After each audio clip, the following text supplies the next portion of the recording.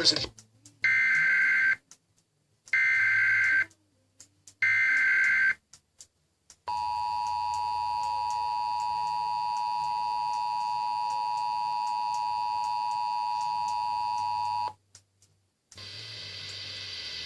National Weather Service has issued severe thunderstorm watch number 537, effective until 5 a.m. Friday.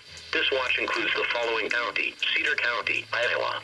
Remember, a severe thunderstorm watch means that conditions are favorable for the development of severe weather, including large hail and damaging winds, and close to the watch area.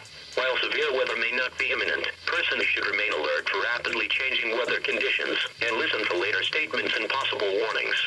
Stay tuned to NOAA Weather Radio, commercial radio and television outlets, or internet sources for the latest severe weather information.